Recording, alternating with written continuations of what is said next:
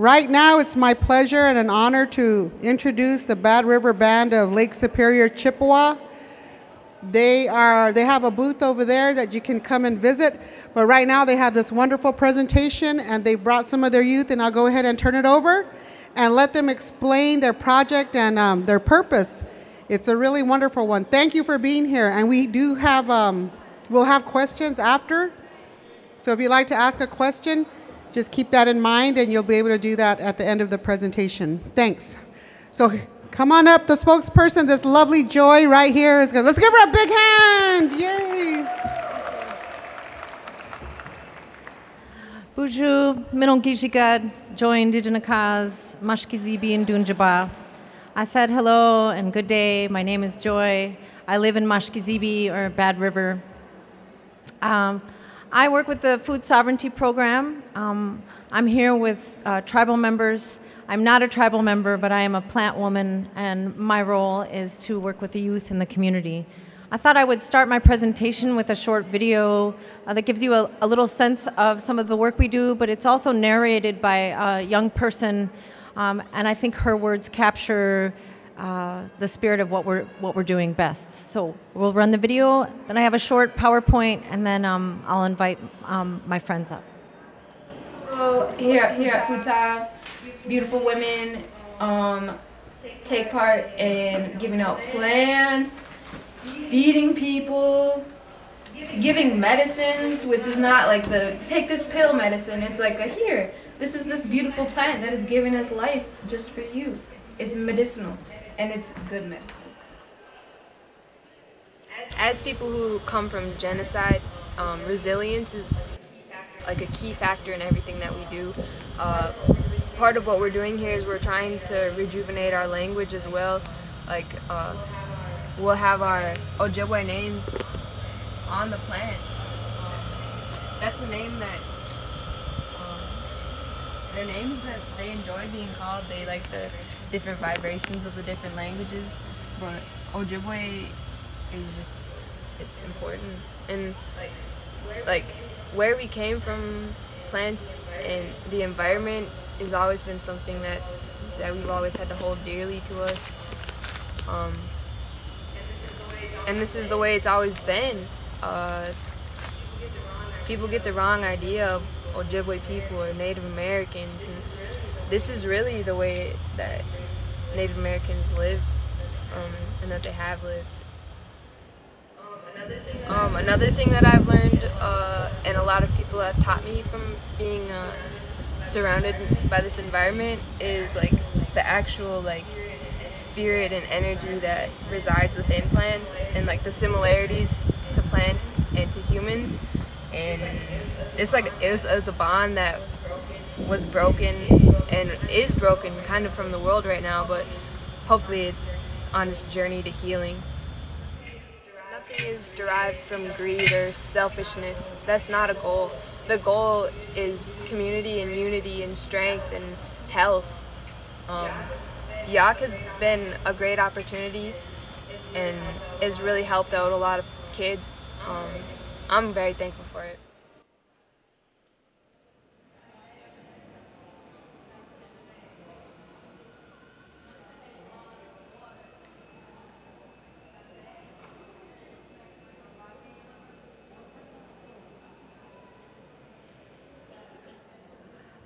So I spend a lot of time with young people. It has been really exciting to be here in this big city.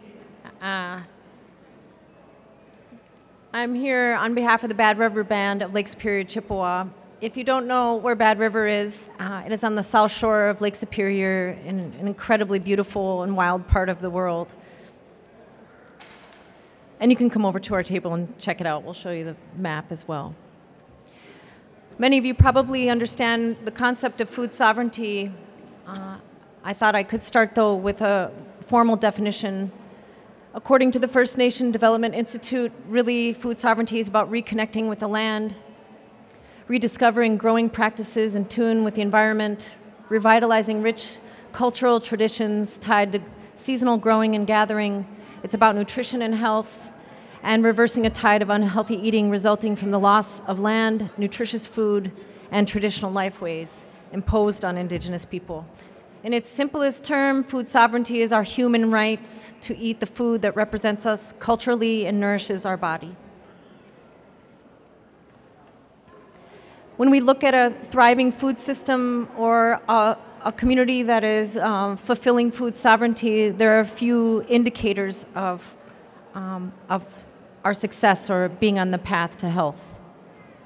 The first being having access to healthy food. So in Bad River, we have 2 high tunnel greenhouses. We produce food almost year-round. I work, again, with the youth, and so my job is to bring young people into the project.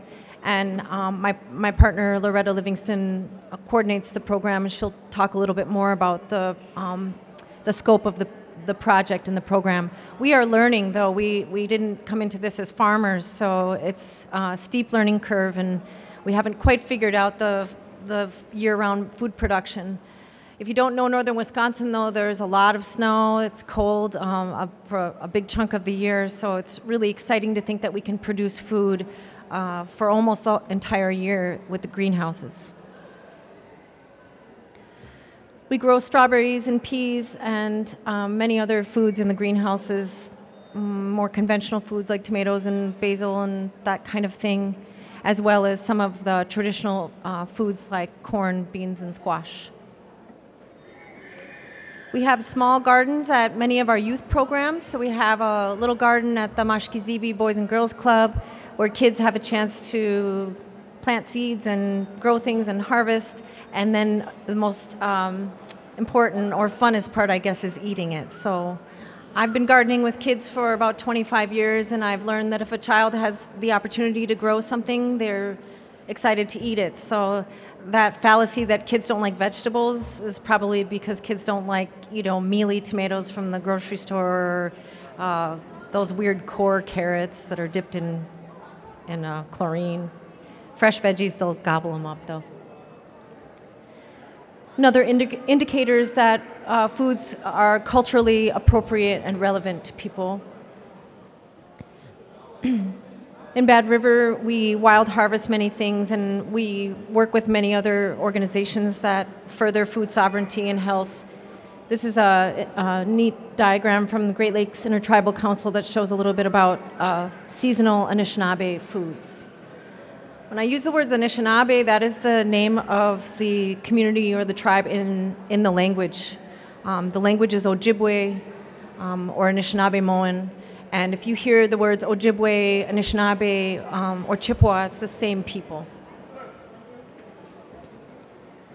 We do a lot of wild harvest. Where we live is lush with food. The landscape is filled with plant medicines, foods, berries, lots of game, lots of fish.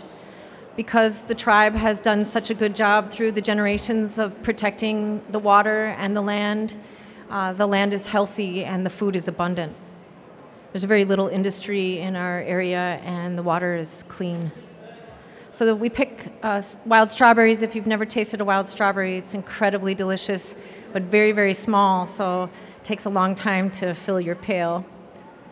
Those are also wild greens that we harvested for a salad, and next to that is blueberries and wild rice. We'll talk a little bit about wild rice. We also try and restore the integrity of our seeds, and this is an example of a really old seed. This story is amazing to me. This seed was found in a clay ball in central Wisconsin. There were 8 seeds inside that ball. One was sent away to a lab to be tested for how old it was, and it turned out to be about 800 years old.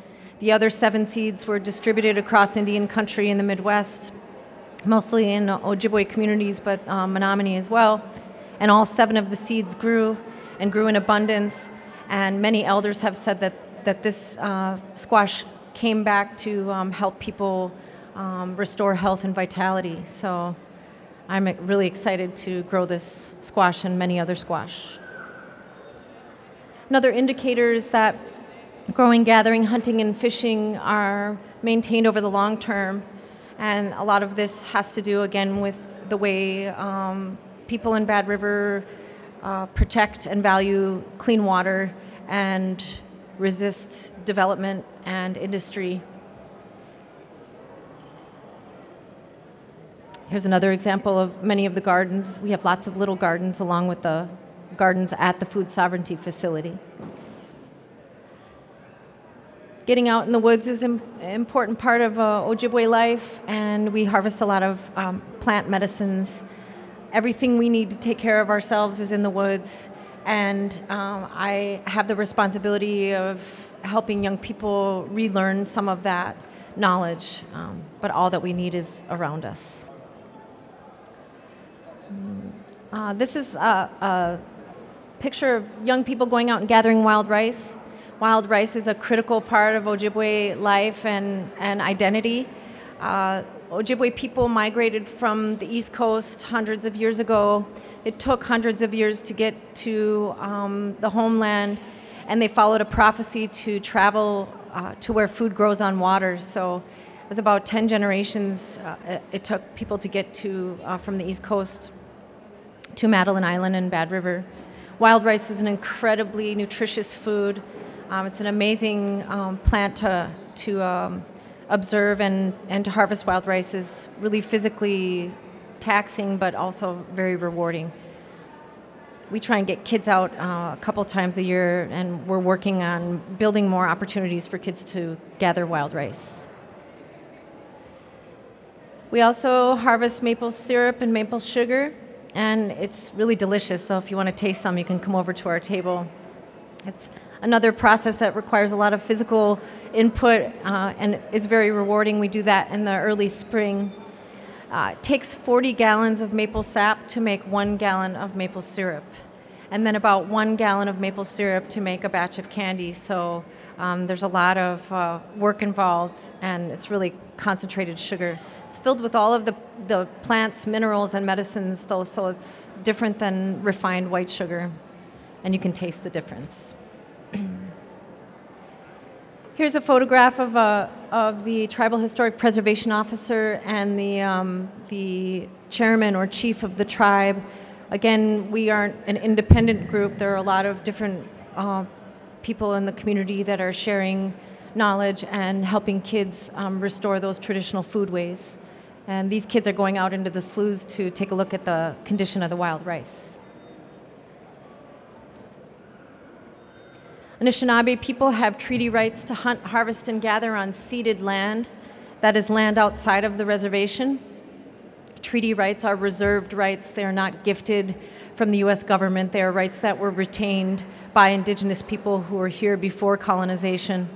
And part of my work is to give kids the opportunity to use those treaty rights, to get out and harvest berries, to get out and harvest medicines off reservation. I am paid by UW Extension, and my program is called the Federally Recognized Tribal Extension. And I have certain objectives that were determined by the tribe. So the community put together a list of objectives and then asked me to join them and help address some of the health disparities and some of the goals to help kids reconnect. If you couldn't tell, it's very sparsely populated where we live, lots of wilderness. So here's a photograph of kids collecting berries in the barrens, hundreds of acres of wild land just covered in blueberries. And they're ripe right now. Another example of a garden, this is at the powwow grounds. This garden is shaped like a turtle and grows foods and medicines as well. We're not afraid of winter. As a matter of fact, we love it and spend a lot of time outside in winter. We have some equipment for kids to make it easier to get outside. So here we are snowshoeing and looking at the river.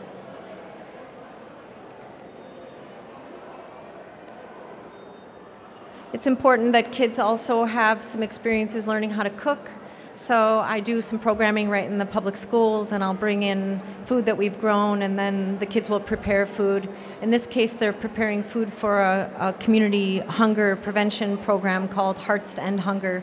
These kids made about 6 gallons of soup then that was shared with people in need. There are several youth centers in our community, and we do a lot of cooking at each of the youth centers, and again have gardens at each of the youth centers. It's important to involve multi-generations in our efforts, so we invite lots of different people to join us. Many of the elders will teach the kids language and some of the cultural content around the activity that we're doing for the day. Here's a photograph of the high tunnels, and you can tell it's pretty cold outside, but there's spinach growing, but we're in our winter clothes. As I said, in Bad River, we have 2 high tunnels, 20 by 40 feet. They are solar powered, and they have air between 2 layers of plastic. And again, our goal is to address some of the food insecurity and some of the health issues. And I hope by next year we'll figure out the 3 growing seasons. We're almost there. As I mentioned, I'm a plant woman, and so it's important for the children to be able to identify plants, not only in the Latin name or the scientific way of seeing the plants, but in Anishinaabemowin. Within the language, there's a lot of knowledge about the plants themselves, a lot of information about how they grow, where they grow, and what their use is. And it has been a pleasure to learn the plants, relearn the plants through this beautiful language. We grow berries and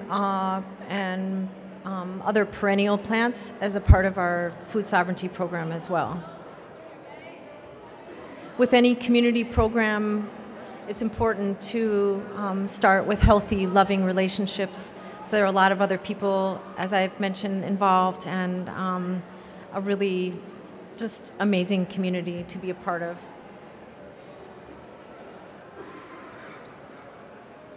Food sovereignty, at its foundation, is traditional ecological knowledge, the language, and of course, teachings from elders and the legacy left by the ancestors of the Anishinaabe.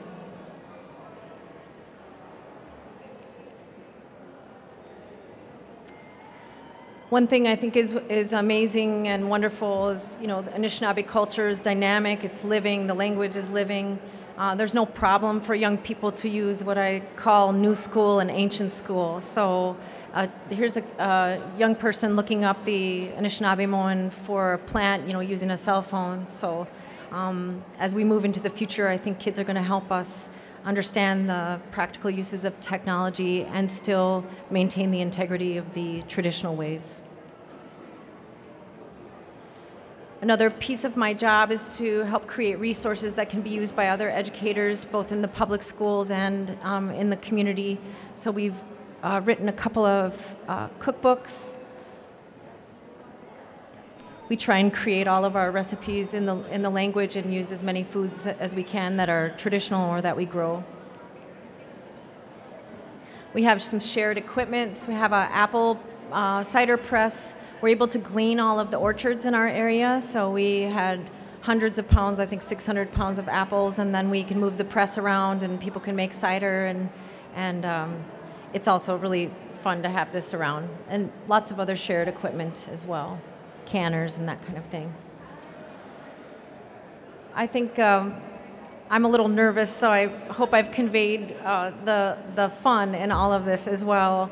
The children of Bad River are my children. They're my responsibility, and I'm grateful to work with them. We have a lot of fun, and here's our tossed salad. We actually toss it to clean it. So,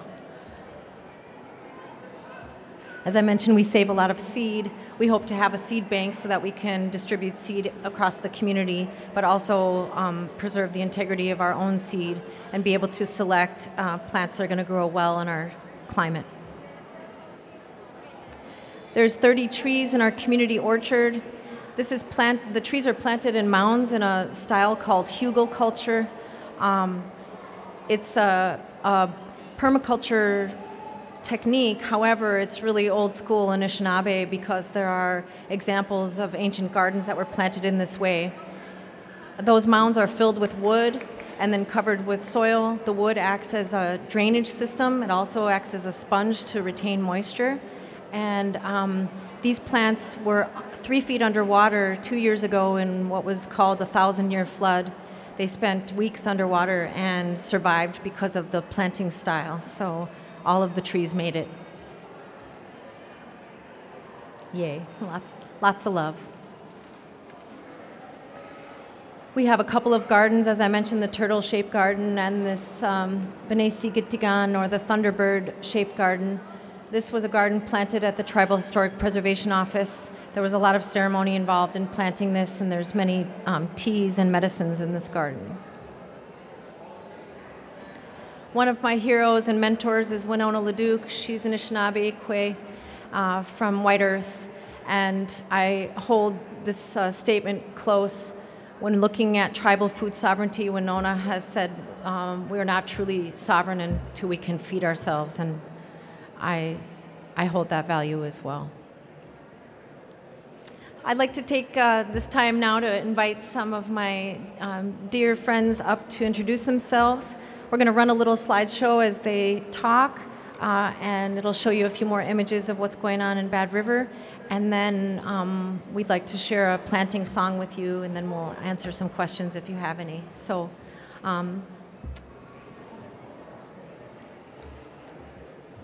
here's Loretta.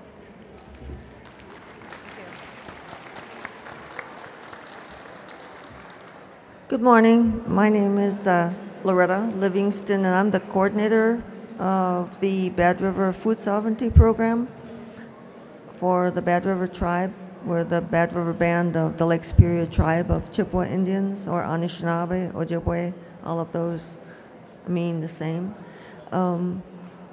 Joy Schelble is the UW Extension person. She opened our presentation this morning, and we act as partners in this whole food sovereignty effort. I have served as a volunteer in various capacities over the last 4 years or so with this program, with this effort, and as of last August, I was hired on as the coordinator. So I do have some background in it, but it's still a learning experience, and it's a wonderful experience for me because I get to do what I love to do and I get paid to do it. And before I go much further, I just wanted to thank all of you for being here this morning, and I wanted to thank this museum for the opportunity to talk about my program this morning. The food sovereignty effort was kind of started from two different directions. I was involved, like I said, as a volunteer, like maybe 4 years ago. There's a group of community members who wanted to further the food sovereignty effort. So we got together, we kind of formed a committee, and we met on a regular basis, and we had these elaborate plans to form a nonprofit corporation, to be independent from the tribe, but also operate within the tribal community and involve tribal members. Well, we weren't successful at accomplishing that, but at the same time, the tribal government itself was pushing this effort at food sovereignty. And so it did survive as an idea and as an effort, and it has had some ups and downs in terms of administration until I took the reins in August. I just kind of chuckle when they said it because, again, I get to do what I really love to do, and I've been fortunate enough to partner with someone like Joy. And so when I took over the program, I had a couple goals, one of which was to kind of establish a solid base for this whole effort to go forward. And it's been fun doing that. We haven't accomplished everything that we need to accomplish yet. In terms of the building that we're located in is an old tribal school, and it's old in that it needs a new roof. It leaks when it rains. The air conditioning system doesn't work. But basically, I think it's worth fixing up, and I have obtained a commitment from the tribe to actually do that. So I'm hoping yet this summer we'll get the roof fixed, and then we can kind of, again, start to solidify that as a base. Within that building, we have a kitchen that has a big commercial stove, so we're able to do some canning and cooking. We just had some old grant money, and we purchased a large refrigerator. We have 2 freezers. We have a large dining room. We have bathroom facilities. We have a big office that I share with Joy and another person. And then, so the bulk of our activities happens outside the immediate area around the building. And as Joy mentioned, we have 2 high tunnels or greenhouses. And the difference between a high tunnel and a greenhouse is that the greenhouse has a heating capacity. So our high tunnels aren't heated except by the sun in the warm months. And we grow the bulk of our foods in those 2 high tunnels. Although on, for example, the north side of our building, we just planted some June berries, so we have kind of like a berry patch. And then I realized, as I was checking them periodically since we planted them, it's like, wow, they're doing really good. They're flowering and the leaves are popping out. And then I'd walk and look at them again and I'd go, there's not so many that are flowering anymore. And I'd go out there again and it's like, wow, I think I'm going to have to plant some more. And it finally dawned on me that we were feeding the local deer. They would come in. And but I counted just before we came out here, and we planted 30 of them in that one area, and we have 15 left, so I count that as a success. So next year we're going to have to, and again, like Joy said, this is kind of a learning process. So next year we're going to have to figure out, when we plant more berries, how to repel the deer or how to keep the deer out of there. And then one evening too, after hours, we have chickens there too as well. And so I usually make a round every evening if I'm in the area, or on the weekends I make the rounds. And so I came to check on the chickens one night, and there was like a whole herd of rabbits like underneath the building, and they just scattered when I pulled in. So it's like, there's another natural enemy of the food sovereignty effort. So again, that's a learning curve there, how to, I mean, we're growing all this cabbage and beans and all of this over at the elderly garden. We have an elderly garden site just to feed the rabbits and the deer in the area. So, like I said, it's a learning thing, but it's also very rewarding. I think we planted in the one tunnel, we have like almost 200 tomato plants. We have pepper plants, we have stevia, and we have some volunteers who come over just for an hour or 2 during the day. And it's just incredible how wonderful it is to have people come over and do some weeding for us, and then we can actually see our plants instead of just weeds. And that's just that much less that we have to do, because we're really just a staff of 2 right now. We have volunteers. And we have some, not only volunteers who come and weed, but we have some people with technical skills. For example, we have a chicken coop, and we had some of the youth, I think one picture flashed on the screen where the youth were helping to initially put the chicken coop together. And then we have a couple other individuals who have established an electric fence for us, because we're planning on having 2 beehives. So we need the electric fence to keep the bear away, because once the bear discover, we'll not only have rabbits and deer eating, but we'll be feeding bears if we don't have this electric fence up. We live out, no, it's not the wilds so much as just a natural area, and you have all of these animals sharing the same space that we have. But it's really a wonderful experience to actually grow food and to reintroduce this whole idea of providing for yourself. I know when I was younger, real young, I lived with my grandparents, and everybody in the community had a garden. Everybody harvested wild rice every fall. Everyone went berry picking all through the summer.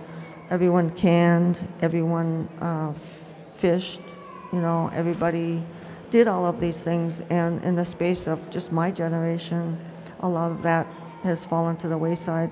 We go to the local grocery store. If you get hungry, you buy processed food, you buy canned food. And the nutritional value in that is almost non-existent. Diabetes is rampant, obesity is rampant because you eat a lot of starchy foods.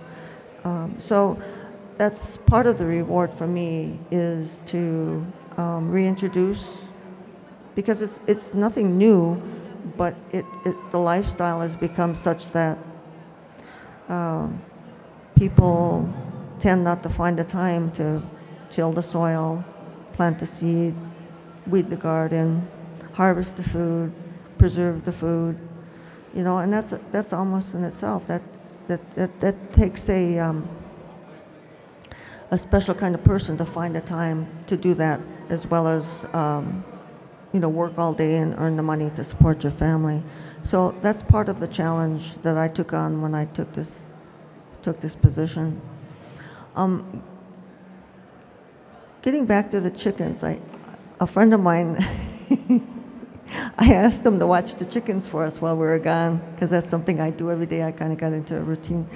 And so the first time, when I first started taking care of the chickens, a couple of them got out, although we have a fence around it. And it's like I spent time running after this chicken around the chicken coop, and I go, I am not going to do this, because it's like, wow, I'm tired, this is hard work taking care of these chickens.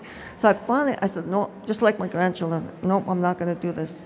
So what I did was I just stood by the gate, and then, all right, get in there. So I just stood long enough. They would go all the way around, and they'd go in, and so I didn't have to chase them. But anyway, back to my friend. He just sent me a joke yesterday. I asked him to take care of the chickens, and I said, you don't have to chase them, just stand by the gate.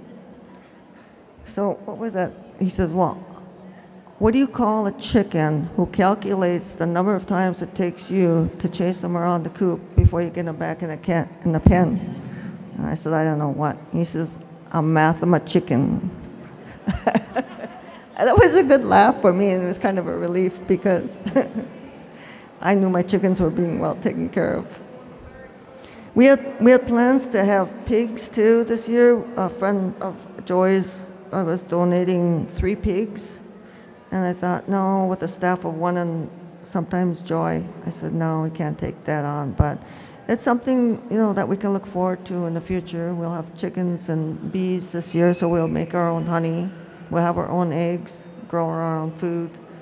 And then, again, back to my original goal, one of my 2 original goals was to provide a place where people can come and learn and be reintroduced to the whole idea of gardening and growing your own food and working it into your schedule, because it is hard work. It really is labor intensive, but it's rewarding, and you just have to, I want to help people learn how to reincorporate it into their lives, into their daily lives. So that's something that we do by teaching the youth. And Joy is my partner, like I said, in this effort, and she does a lot of things with the youth. And there's so many things I can tell you about our program, and if you would like, if you're still here this afternoon, stop by our table. There's so many, I didn't realize how many aspects there were to this effort until we had this opportunity to explain to the public what we're all about. Because we do things like fishing, spear fishing in the spring with the youth. We do. We had a picture of the children on snowshoes. This year was a new experience for me. Joy and I went on snowshoes, and we pruned all of those trees that you see in the orchard wearing snowshoes. That was kind of cool. So there's a lot of things that we do. And just lastly, just one other thing. At our booth, at our table, we have 2 baskets that are made out of birch bark. There's a woman in our community, a younger lady who has some fantastic skills, and she's been part of our effort as well. She harvested birch bark from birch trees, and she showed us how to strip it down and then cut it into strips, make a basket, and we actually baked bread in these baskets.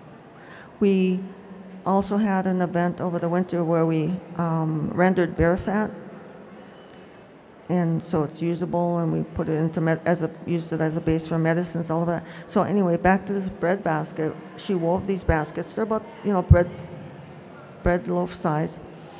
What we do to season it is we rub it with bear fat, the rendered bear fat, put it in the oven, a low heat oven, for like 45 minutes, take it out, cool it down, put it back in there for like another 45 minutes, and then it's seasoned enough, and we actually baked bread dough in those birch bark baskets.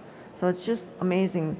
And the reason I mention that is food sovereignty is just not about growing food. It's about all of the traditional skills that have kind of fallen to the wayside. So we want to reintroduce them into this modern world that we live in. And it's exciting, and I really value this opportunity to talk to you a little bit about it today. So thank you for listening.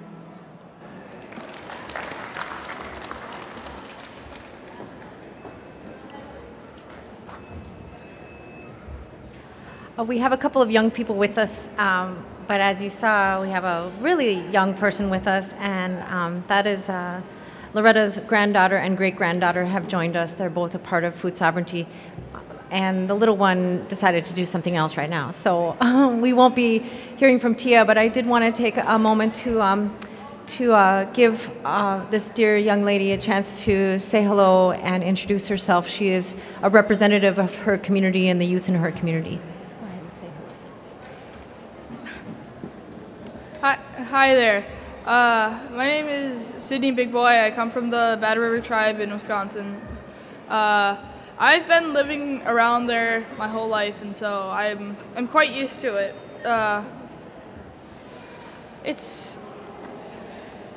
Oh dear, everything just went out. But I've been around Bad River for most of my life. I grew up going to powwows and round dances, and I grew up with the knowledge how to harvest like fruit and stuff, and yeah, but now that I've actually grown, I've been able to take part in youth activities that do help more with the help of like collecting food and just doing food sovereignty, and I guess.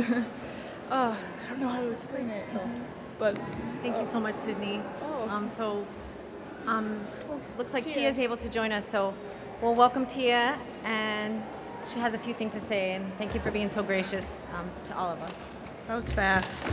Okay. Bonjour, I'm Tia Burns, and that was my daughter Palin. She's kind of sick right now. So. But we're from the Battery Lake Superior Chippewa tribe up in northern Wisconsin. I just graduated from high school, so yay! I'm going to college in the fall to study early childhood education. I love to work with children and teach them everything about our culture. But yes, we are here today to represent our community as best as we can and Food Sov, and we hope to learn new things while being here. The future I hope to see for our community and younger generation is to teach them more about food sovereignty, and our culture and language is dying down, so we need to teach it more and, bring it up more. Why I think food sovereignty is important is because food is a gift from the Creator, and everybody needs food, no doubt, obviously, to survive. But what we need to do is just teach it more and bring it out more, because people don't realize how important food actually is, other than, all the processed foods and stuff. But we are very thankful for this huge opportunity to be in the Living Earth Festival and to represent Bad River Food Sovereignty, Miigwech and Gigawabamin.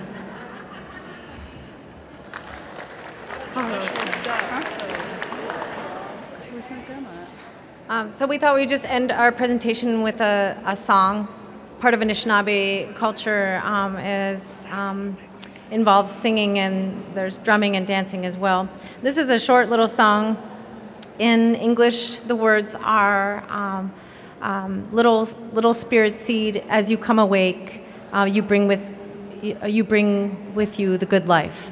So it's a short little song. We'll sing it 4 times to represent the 4 directions, and then we'll have a moment for questions. Where's my grandma? It's okay. Are you ready? Kinda. Here we go. Just do your best. Ready? Here we go. Maji ishka, Maji ishka, mane dumenes, ashkena, mino b'madizuin, Maji ishka, Maji ishka, mane dumenes, ashkena, mino b'madizuin, Maji ishka, Maji ishka, mane dumenes, ashkena, mino b'madizuin, Maji ishka, Maji ishka, mane dumenes, ashkena, mino b'madizuin. Chimigwich for listening and for your time. Thanks. Any questions? Oh, yeah. Any questions for us? Oh, she does have questions. Joy and everyone, thank you for this beautiful presentation. Joy, how did you hear about or learn about this program and decide to choose this as your work, I guess? Well, I live there, and I have a baby that I'm raising on Anishinaabe lands, so it's important to me to know the culture, and as a non-native person, I have responsibilities to understand aspects of the language and the culture. My journey started, though, with an organization called Growing Power in Madison and Milwaukee, which is a social justice urban agriculture program. That was the first time about 25 years ago that I understood that food is used as a tool of oppression, and that part of dealing with things like racism and oppression in our society is to use my privilege to help assist restore people's foodways. So gardening is where I began with Growing Power. I worked for about 15 years for the federal food stamp program and did programming in Bad River and met my neighbors and community that way, and just hung around long enough until there was a position that opened up that I could do gardening as an aspect of my work. So I've been there about 25 years, 24 years. So thank you for the question. Thank you again for the presentation. I don't know if you have...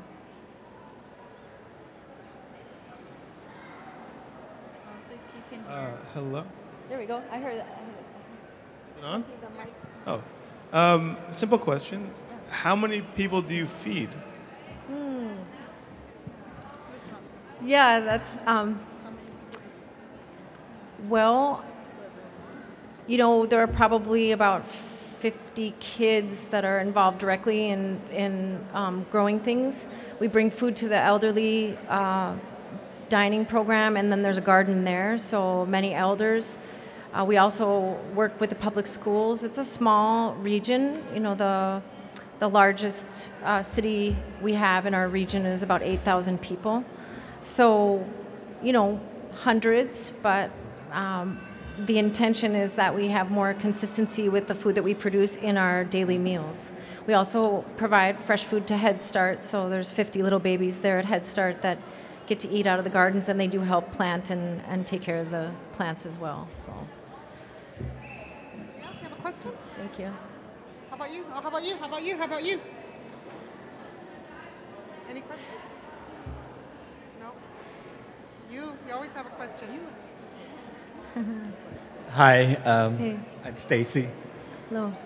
I noticed you said you had some high tunnels Is that something that you guys constructed yourself, or is it part of a prefab type? They're prefab, and then you have to assemble them. And we were able to get some grant money to pay for them. They're expensive, but they are, again, are a way for us to build in some resiliency with the changes in climate, and also for us to extend our growing season. So it took a lot of sweat to get them up, and they're permanently staked into the ground, and the plastic lasts about 15 years. Although we've got a roll of like clear tape, so we're hoping it'll go longer than that. But and please come over to our table. We can talk more. I can tell you where we ordered them and a little bit more about the cost and assembly. Yay. Oh, you're all so gracious for listening. Thank you again. Please come visit us. Taste some of that maple sugar. Yes, yes, yes. Thank you, Joy, and thank you, ladies, for your beautiful song. I was just thinking, I think the Ma'o group had some chanting that they did. And I know in our culture in southern Arizona, where we have songs too when we plant. So I think it's nice. You encourage them, you encourage the seeds to the transformation of them into something good. It's just neat. I think I love that. So let these ladies, let's give them a big round of applause for all of their sharing.